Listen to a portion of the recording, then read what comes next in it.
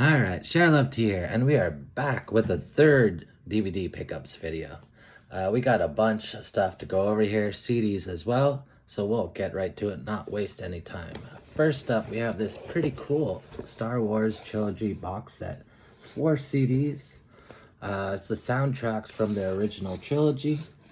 Inside, we have got a booklet with a bunch of cool screenshots from the movies, giving you a bunch of different information. Unfortunately, the box and booklet kind of got water damaged at some point, but that's why I got it so cheap, and it has 4 CDs as well inside. Everything else is intact. Unfortunately, like I said, the box is kind of damaged, but still a really nice centerpiece for any Star Wars fan, I would say. All right, we're going to continue on with the CDs for now. So we have Jack Johnson, On and On. Jack Johnson, I think, is a really cool reggae kind of style, acoustic. It's like a mix of different influences, but really chill acoustic music. This one's another one. This album is In Between Dreams. Banana Pancakes is definitely one of my standout tracks. But there are, Better Together is also a really good track. And if you're into Jack Johnson or chill acoustic music, Jack Johnson's definitely one to check out. Another chill acoustic artist, Tracy Chapman, one of my favorites. Really deep woman voice for a woman.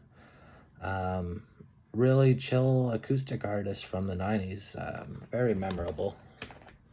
A lot of good songs. Eric Clapton, Timepieces Volume 2, live in the 70s. Eric Clapton is a really cool artist, and I just realized... Oh, right. Okay, so some of these CDs actually cases don't have the CD, but I had put them in a CD case so that I can listen to them in the car. So I was wondering, I don't have the CD in here, but I actually do have the CD. Eric Clapton, really good artist. And pretty interesting story he went through in the pandemic. He took the jab and lost function in his hands, and he couldn't play guitar for a good while. And he was getting hated on for talking out about it. So shout out to Eric Clapton, really good guy, and not afraid to speak up. Phil Collins, Greatest Hits, or what is it? Serious Hits Live. Phil Collins is a fantastic artist. I believe you have... Yeah, so I think you might have some Genesis songs on here as well. Easy Lover he did with, I can't remember his name right now. But a really good artist, also like a Motown artist. And that's an amazing track, Easy Lover. You guys should check that one out. Rod Stewart, Soul Book. So this is his tribute album to soul singers. I haven't listened to this one. I'm looking forward to checking it out. I'm a big Rod Stewart fan for sure. Perry Como, all-time greatest hits. I believe a crooner. You have songs like Pop My Love Mambo, and I'm sure some of these other songs are probably recognizable. Hot Diggity sounds pretty familiar. So I look forward to checking this album out. Next up, we have got Kenny Rogers and the First Edition All-Time Greatest Hits Volume 1. An interesting thing is I didn't like Kenny Rogers when I was young, and the gambling song that everybody seems to love, for some reason I thought it was so overrated. As I got older, I could appreciate it more, though. I think it's just a matter of I wasn't into slow-moving music at the time. Maybe it's an age thing, right? When you're young, you can't really appreciate slow-paced music. You want to hear the punk or whatever, or dance music's popular, or whatever's popular on the radio is probably what you're listening to when you're young, before you've developed any kind of taste of your own. So Kenny Rogers, a good one though. Classic country singer. Ray Charles, this is 30 songs on 2 discs. I was really happy to find this one for a cheap deal. I think I paid 50 cents for all these CDs. And yeah, it has a bunch of his greatest hits. What more could you want? Ray Charles. Everybody knows Ray Charles. Cyndi Lauper, Time After Time collection. This has a lot of her good tracks. Time After Time, True Colors. I'm not sure which other one. Girls Just Want to Have Fun, for sure, is a known one. But Cyndi Lauper, really good artist from the 80s. Really original voice. Really dig her. I like to grab definitely movie soundtracks when I can, even if the movie is kind of Star Wars Episode 1, The Phantom Menace, the original soundtrack. I mean, even if the movie was kind of so-so, I think Star Wars music still stands out. Really good orchestral music. When you're in the mood for some, classical style and something with a little bit more energy than, some of the other classic artists. Electric Frankenstein. Now, this is an album I knew nothing about. I don't know anything about the band, but look at that cover. Is that not amazing? And even the album inside, the artwork on it is a big Halloween pumpkin. So I really dig this album, and believe it or not, it's actually quite collectible. I checked it up online and it goes for about $28 Canadian, believe it or not, even secondhand. So I don't know if this is just, it's grunge style punk, kind of like Nirvana sounding, a little in that style. They came out in '99, so definitely a product of that era. Next, we have a band that I would say is very underrated, a really good alternative band. The Shins. One of my favorite songs on this album would be New Slang. Definitely my standout song on that. And the music video is really cool. It's about a family that comes together to inherit a house, or what they think's an inheritance of this house. And the dad had planned it for when he died, they would go to get the inheritance, and then demolitionists would show up and start smashing the house. So while they're in it, the house starts getting smashed apart and they're running out of it. And it's just really interesting. Maybe this might be the standout of this stack of CDs. It is the Best of Seal, 91 to 2004. But look at that. It's a sealed seal CD. You can't get more sealed than that. Right? Am I right? I mean, for me, Kiss from a Rose, everybody knows that song. I don't know a lot of his other songs, but Kiss from a Rose is definitely a standout, and it was sealed for 50 cents. I'm grabbing that in a heartbeat. Of Monsters and Men, really good, newer alternative band. Both a female and a male singer. The male kind of has a feminine voice, but it's really stand out at the same time, and it really harmonizes well with the girl's voice in this band. I would say one of the standout bands that you hear on the radio these days. Although I don't listen to the radio very much, and I avoid it if I can. Next up, we have... I was never the biggest Friends fan. It was like one of those things, if there was nothing else that I liked on, I would definitely watch it. But not my most favorite series. But definitely that first song by the Rembrandts, I'll Be There For You. I mean, how catchy is that frickin' track? We have some other stuff on here. We have R.E.M., we have Bare Naked Ladies, Katie Lang, Hootie and the Blowfish. So a bunch of standout 90s bands that went into making this album. Looking forward to checking that one out for the fun of it. Next, we have another soundtrack, Nutty Professor to The Clumps.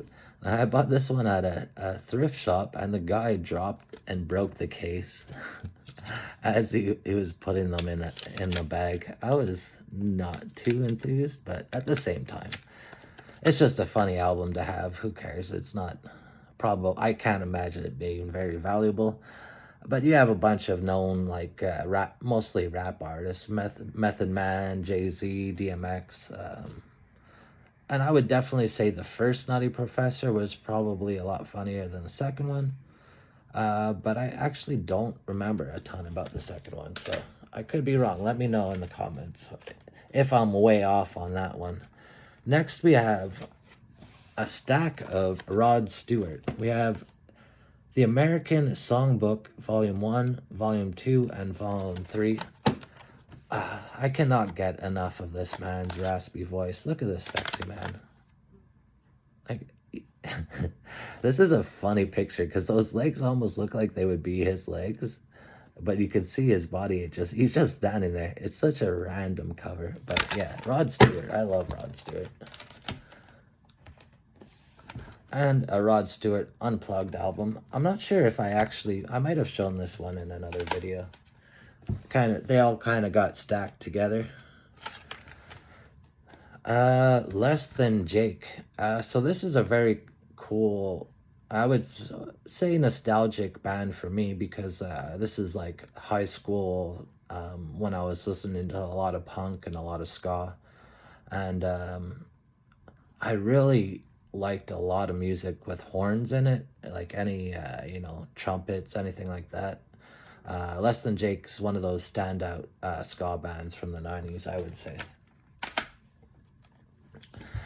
Eric Clapton Unplugged. Again, Eric Clapton, a fantastic standout. A lot of heartfelt music. Really good artist. Pretty Woman, another film soundtrack. And,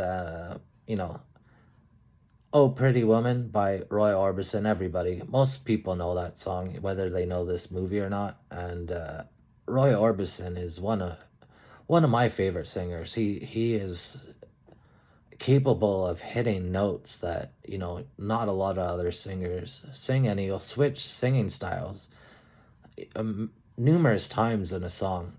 So if you're trying to sing Roy Orbison, let me tell you, it's a tall task. Julia Roberts, I believe, in this movie, right? Yeah, and she definitely was a pretty woman. So this, feel like Stuart Little too. I might have shown this one again. This has some old school like jukebox music on here. We have maybe not jukebox. Maybe I'm wrong. I have Steppenwolf, Born to Be Wild, Celine Dion. So the music's kind of all over the place here. Again, it's a movie soundtrack. Not my favorite movie. I don't think I've ever actually watched it. Seems kind of childish. Any live action animal movies, I'm sure there's some that are good, but they don't tend to draw me in. Next, we have a Tales from the Crypt Demon Knight soundtrack.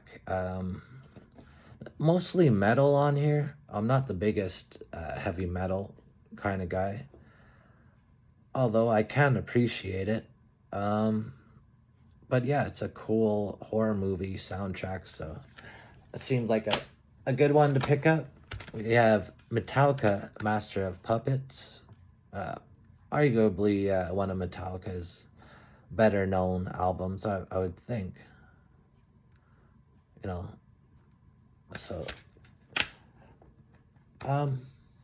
can't say I listen to Metallica that much these days, but there definitely was a time where I really did enjoy them. And Enter Sandman, I think, was, when I was a kid, that was like a standout rock song for sure. Monster, REM.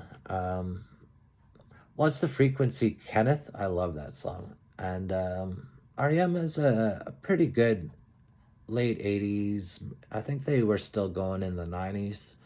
Alternative. Good band though. It's the end of the world as we know it. That's another song that's really well known by them. Next, we have an album that's quite dirty on the front here, but it seemed to wipe off pretty nice. Elton John's Greatest Hits. This is volume 3, so 1979 to 1987. No lack of great hits though, so I mean, I can't imagine volume 1, volume 2, volume 3. It doesn't matter which volume you get of his greatest hits, it's probably going to have a bunch of standout songs. Tammy Wynette. I really love this country singer, and this is a tribute album, and it has a bunch of other good artists like Elton John, actually. Speak of the Devil. We got George Jones, a really good country singer. And yeah, I mean, a bunch of other artists that, if you're into country, are probably really standout country artists. Although, I'm mostly into older country, so a lot of some of these artists I don't recognize, even though they're big country stars. So I'm not naming them all, but I'm sure a lot of you that are into country would know them. This one I actually paid a little bit more. I stopped at a really cute cafe that was like a cafe/boutique, and they had a rack of CDs there. And the girl running the place was really nice. This was in Ormstown, Quebec. I can't remember the name. I wish I remember the name of this little cafe. But all vegan products, you're paying for it. But the Seinfeld would have been proud of this muffin. There was almost no stump. It was just all top. It was beautiful, and it was a glorious good muffin. I'm getting sidetracked. Willie Nelson, an amazing country artist, and absolutely worth having a 2 CD set of his songs, because it's just, if you like his music, it's hit after hit on there. Next, we got Motown 50th anniversary. A lot of these songs are just songs, whether you know the artists or not, these songs. A lot of these soul songs. I mean, any best of Motown, you're probably gonna have a good time listening. And last up, The Sopranos original soundtrack. I don't remember what the music was like in Sopranos. Not the biggest fan. I was, I'm not. I just don't live that kind of life. So I just, the life of a crime boss isn't really my type of thing. Although there was definitely a lot of fans of that show out there, and still to this day, it still gets talked about. So that was all the CDs, and now those were from garage sales. Some were from a thrift shop. A lot of them were actually from one garage sale. We are moving on to the DVDs. 18 minutes and we haven't even got to the DVDs yet. I'm sorry, guys. So next we got Shrek, the Ultimate Collection. This has 6 movies, 10 shorts, 5 TV episodes. Shrek, the first one, Shrek 2, Shrek the Third, Shrek Forever After, Puss in Boots, and Shrek the Musical. I can't imagine myself enjoying Shrek the Musical, but it might be fun to put it on just for a laugh. You have also a bunch of the shorts, I think, with I think a lot of them were Puss in Boots. You also, the TV episodes were from the Adventures of Puss in Boots. But Shrek, I mean, definitely paved the way for CGI movies, I think, is definitely one of the titles that did. Blockbuster hit, for sure. Not my favorite movies, but I still did enjoy them. We got Transformers, the original 80s cartoon, and I believe this is the complete first season. So, pretty cool box set. And I think I only paid $2 or something for this, so I was pretty happy to pick this one up. Not too often you see this one out in the wild. Then we got a couple of Lion King movies. We have The Lion Guard, which I'm not sure. Actually, my bad. This is episodes. This was a series that they put out. I think. Let's see. Can I see the date on here? 2016 DVD release. So this was way after the movies came out. My stepdaughter really enjoys that show. So I found the animation, it looked kind of like very simple compared to the old movies. Not as detailed, kind of like a Flash animation in a way. But still, I think that the writing and stuff was probably pretty good. And if for kids, it's probably still entertaining. And Lion King is, arguably one of the better movies. Here we have the second Lion King. I'm gonna have to rewatch this one, so I don't remember this one too much. Again, this was when I was a teenager. A lot of these second movies and stuff started coming out, so I just never really got around to watching them. But I'll definitely check this one out. Big fan of the first one. Next, we have a couple series that I bought from a thrift shop. Not my favorite series. Some that I have, most of them actually I haven't even watched. So I have the first season and the third season of Dexter. Paid $1 each. I mean, any TV series for $1 each, I think, is probably a pretty good deal. Dexter, I believe he's like forensic scientist or something like that, or he works for the FBI or CIA or one of those organizations where he's hunting down serial killers, but he also is a serial killer. So he knows the system and is able to get away with all these crimes. It's a little murdery for me, but a lot of fans of this show for sure.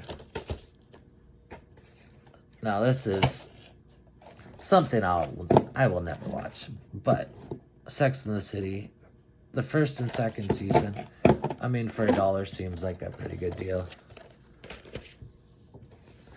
And I've heard a lot of good things about Battlestar Galactica. I'm always a fan of cheesy sci-fi. Star Trek's for sure my favorite, though. Not the newer ones. I think after the year 2000, Star Trek took a plunge, probably.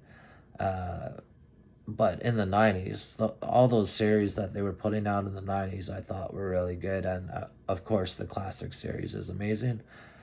And I've heard good things about this, so I'll definitely have to check it out. Yeah. Always fun to watch some cool space sci-fi. Next, we got, I believe... Okay, so what was it? I think it was... Yeah, that was it. So they had a bin that was 3 for $1. So I just grabbed some stuff that I had no idea about. They had The Wind and the Lion with Sean Connery. This is still sealed. Sean Connery is a good actor. So, and I believe this is one of his earlier movies, if I'm not mistaken. 1975. So, I mean, he's got a gray beard on the back of the cover here. But he's probably looked the same way for 30, 40 years. The guy got to a certain age and just stopped aging. Like a lot of those Hollywood actors, dude. We got Dr. Zhivago. This I have no idea. It's a very nice case anyways. And this movie came out in 1965.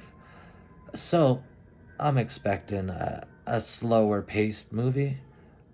But I'm always, that's like a Sunday afternoon type thing. I'm glad to put a movie like that on. The world moves at such a fast pace nowadays. Once in a while, it's just nice to put something on that's a little bit slow. You know, people talking at a reasonable pace. Um, I don't know. We also had a Halo on PC. This is unfortunately the French version. I never learned my lesson living in Quebec. I gotta look to check if it's French.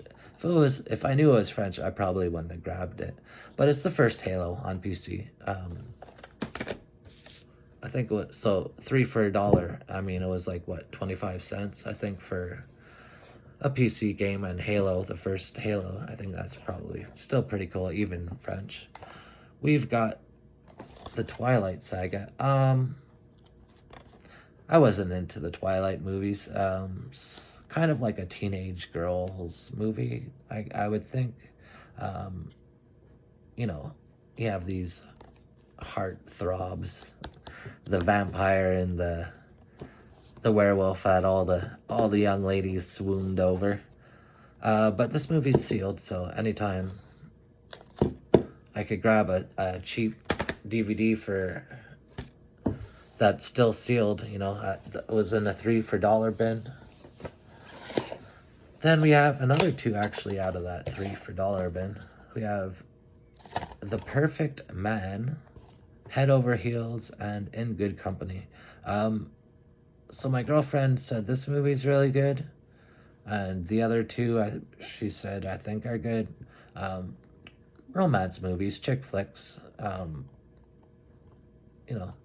I like to have these around for my girlfriend for sure. And secretly, I sometimes enjoy them. I don't always want to admit it, but I wouldn't go out of my way to put on those movies by myself, but with my girlfriend, I'll gladly watch them. This one was a pretty interesting movie, Intolerable Cruelty. George Clooney and Catherine Zeta-Jones. I actually watched this one last night, so I have a pretty fresh memory of it. He's a lawyer, she's getting divorced, and then shenanigans ensue, and, you could see it coming from a mile away that they're probably going to hook up. I won't spoil it, but they might hook up.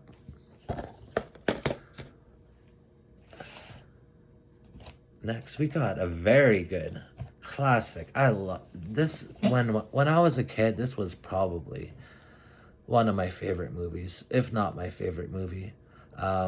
Even to this day, the animation and the live action that they did in this movie, I think, is a lot better than what they've been doing nowadays. And it still holds up. Fantastic movie. Absolute fantastic movie.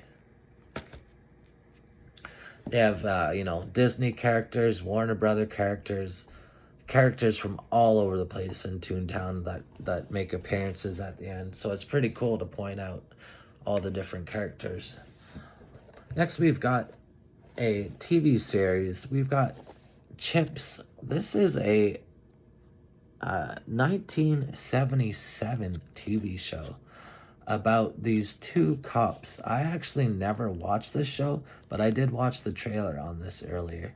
And it seems like a goofy kind of show where these two cops are probably boneheads, never catching the crooks, but always trying hard.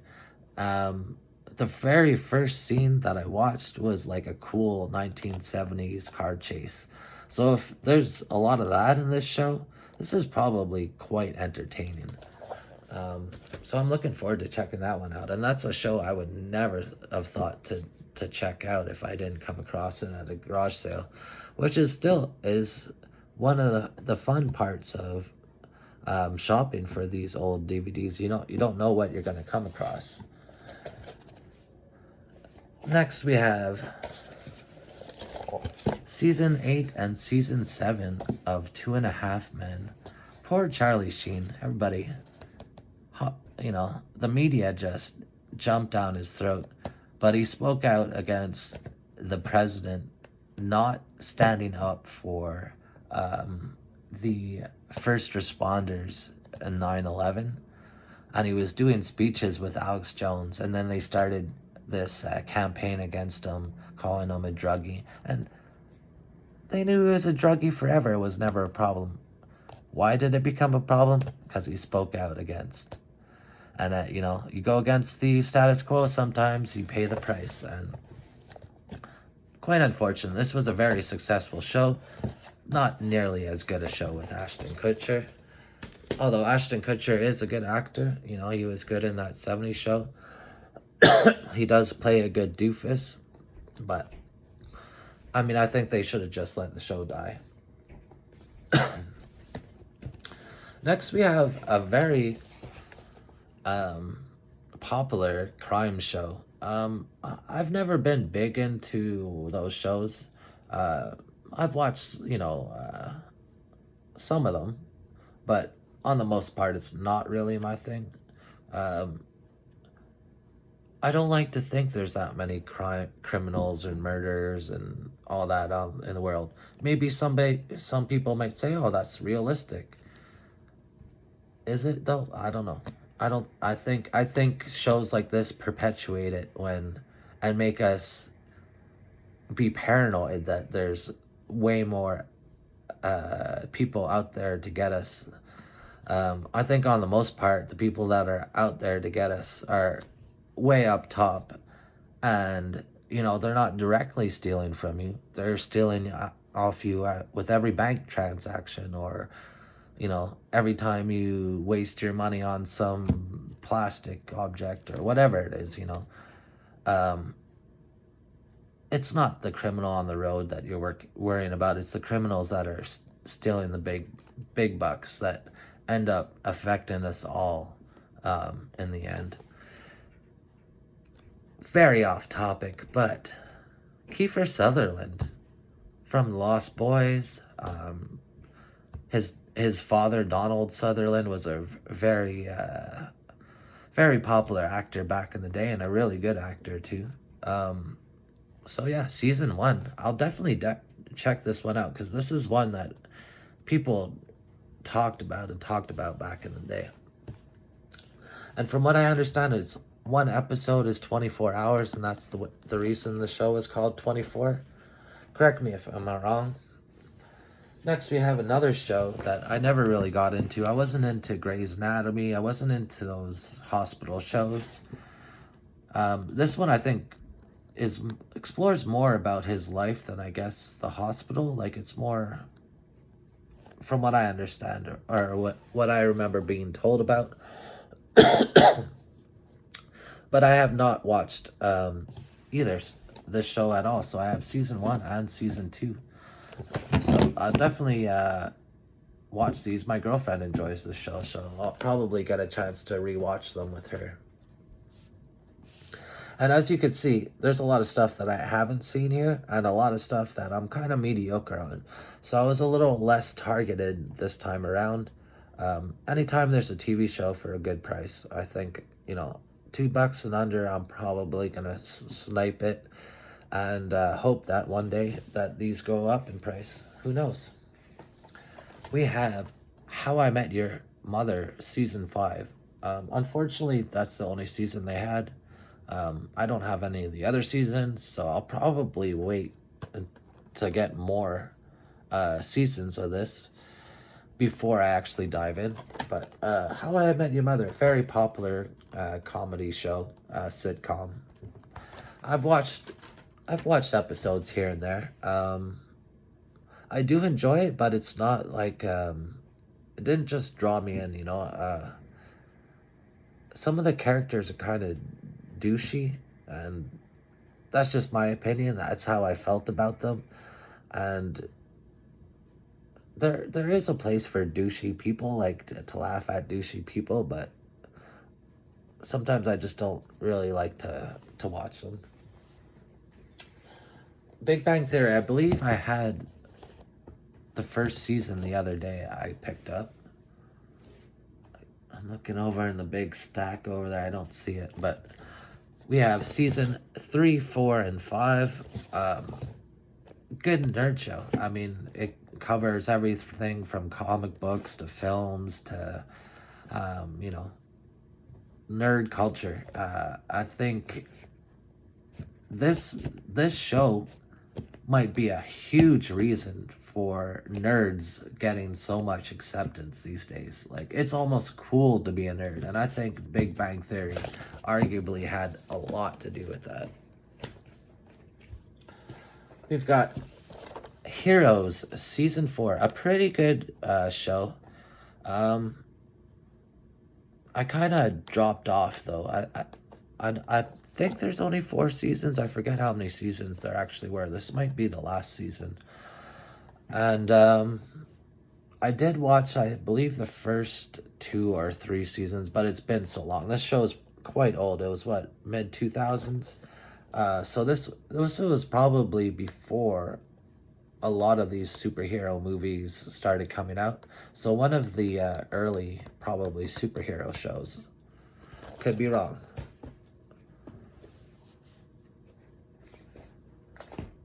Here's a popular show that got a lot of talk. I mean, people were so hyped on this show for so many years. And as I mentioned in one of my other videos, anytime anything's too popular and gets talked about too much, there's something that just turns me off about it. And I figure, oh, I'll get to it when I get to it. I'm not going to join the hype. So this is definitely one of the shows. I believe I watched some of the first season. This is the first season. But I did not make it past. For sure not past the 2nd or 3rd season. I was watching it pirated on some website, and some of the episodes they would have, some of the episodes they wouldn't have. So I just gave up. I figured, I'll get to it when I get to it, you know. And that was still after a couple years when it had been out. But everybody talks about the end of the show, whether it was good or not. I try to ignore all that talk so that eventually when I do get to it, I can decide for myself. All right, next we have, I had bought a box. Most of these TV shows came out of the same box. So there was some random other stuff in the box that I ended up with. We have Bon Cop, Bad Cop. This is actually probably one of the more popular Quebec, and I forget, was it made in, was like a cop from Ottawa and a cop from Quebec, something like that. I remember hearing about it. Actually raved a lot. A lot of people really enjoyed this movie. I haven't watched it myself, so I'm gonna have to check this one out. And considering from Quebec, maybe it's sacrilege that I have not watched that movie. Next, we have a couple French, full-on French. We've got Francois Peru. So I believe these are comic stand-up DVDs. Probably, maybe they were sold at the shows or something like that, or maybe they were sold in the store. But definitely Quebec comics, all in French. I do understand and speak pretty good French, but for whatever reason, French humor a lot of the time just goes over my head. I don't know what it is, but Jobin, maybe it's like their sayings and stuff. It just doesn't click. Jean Thomas Jobin. So yeah, another I believe French stand-up artist. And a last one, Louis José Hood at the Olympia in Montreal. It looks like, I'm looking at the cover and I'm thinking he does a lot of body humor. You know, what would you call that? Slapstick or something? I don't know. I could be wrong. But yeah, I'll probably never watch those. Like I said, for whatever reason, French humor just goes way over my head. Another Sean Connery movie here. We got The Name of the Rose. So this looks like another old movie. 1986. So not quite as old as that other Sean Connery movie, but again, he looks exactly the same as he did 10 years earlier for some reason. And again in the 90s, he was still looking like this. The guy didn't age. He got to that old gray man beard and just stayed there. I have not watched this one, so I'll definitely check this one out. It looks like a medieval movie. They believed in God but traded with the devil. Ooh.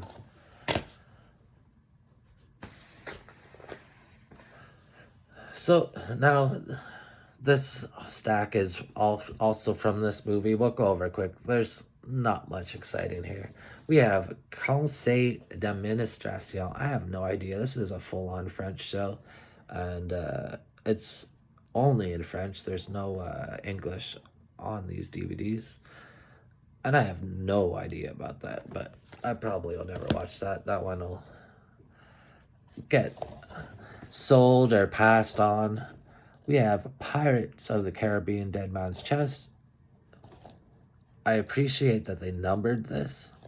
I don't know if they did that for the rest of the movies, but they always should, because when you have a title like Pirates of the Caribbean and a bunch of different subtitles, who knows which one's in which order? You know, who can remember 7 different titles in which order they go in? So I feel like when you go back to watch them, that's very that's easy to mix up. And but I will say I'm not the biggest fan of Pirates of the Caribbean. I do enjoy the set building. The squid guy is very cool. So a lot of the costumes, and it's well put together, but they're just very long and not the most interesting movies to me. That's just me, but maybe if I feel like if it wasn't Walt Disney making these, and it was a little bit darker, I would enjoyed it more. But then at the same time, it wouldn't have had the budget that it did. So I mean, I guess you just gotta appreciate it for what it is. Popular series though, undoubtedly. Next, we got American Pie presents The Book of Love. I'm not sure if this is the second one or the third one or what. I know it's not the first one. The first one was just American Pie, I believe. Called American Pie because the guy sticks his junk in a pie on the kitchen counter and gets caught by his father doing it. This movie's a ridiculous spoof movie. Definitely a product of its era. This one was a pretty cool one to get. Nirvana live at Reading. I feel like Nirvana's still a really good band. Unfortunately, overplayed to the point where it's like overplayed and commercialized. And then you also have, what is his name? Ted Grohl, that also is in Foo Fighters. Now, I don't know what it's like for where you guys live, but for where I live, we only have one good rock station on the radio, and they play Nirvana and Foo Fighters and what's his name, Tom Grohl. They play all his stuff to death. You can't put on the radio without hearing it. So unfortunately, I think over time I kind of don't like Nirvana as much as I used to, but definitely good grunge punk band. Interesting story with his suicide, and a lot of cool documentaries to watch about it if you're into that type of thing. Next, I will never watch this in a million years. Hannah Montana, the movie. Just not meant for me. That's alright. Some movies aren't made for you. That's alright. Harold and Kumar, go to White Castle. Really good stoner movie, actually. I'd say at the time, there wasn't a lot of good movies coming out in that era, and this is probably one of the more standout movies as far as comedies go in that era. I don't think, as if you go through all the history of comedies and spoof movies, it's not a standout, but in that era, definitely, I would say. Definitely is. This movie, I have no idea about. It is John Tucker Must Die. I'm guessing he's a womanizer, and these are all the women that are pissed off at him and are gonna come back to kick him in the nuts. If I had to guess, something like that. Um, the coolest comedy since Mean Girls. I don't know what that says, but probably not my type of jam. And last up, I am amazed we made it through this much in 45 minutes. Thank you for sticking around, guys. I appreciate it. Whether you're subscribed, not subscribed, like the videos, don't like the videos. If you made it this far, thank you so much. I'm having a good time doing these, so whether they get a ton of views or not, I'm just having fun. So I hope you guys are enjoying it as well. Last we have, now everything on here is in French, but it actually does have English on it as well. This is Alex Kovalev, Mes trucs et méthodes d'entraînement. So that means my tricks and training methods, with Alex Kovalev, a very popular hockey player in his day. I don't watch hockey these days. I don't even know what the big players are anymore. Since maybe Ovechkin and Crosby, those were the big names that I remember, and that's years ago. I don't even know. Are they even still playing? I have no idea what the big players are nowadays. But for any hockey buff, I can imagine, having these training videos, especially for if you're like a minor hockey league coach or whatever, these are probably go-to DVDs. And guys, that ends it. As you can see, I'm wearing my cool Coco sweater. That's a fantastic movie as well. I had a great time with this video, guys. I wish you all the best, and hopefully we could keep this going. Winter's coming down the road, so there's only so much time left at garage sales. That's just about done. And I've scoured a lot of the thrift shops in my area at this point. So unless I'm going on long adventures somewhere, I don't know if how many more I have in me. But I said last video, who knows how many more I'll have, and here we go with another pile. So you never know. Wish you all a great day. Share love, tea out. Till next time.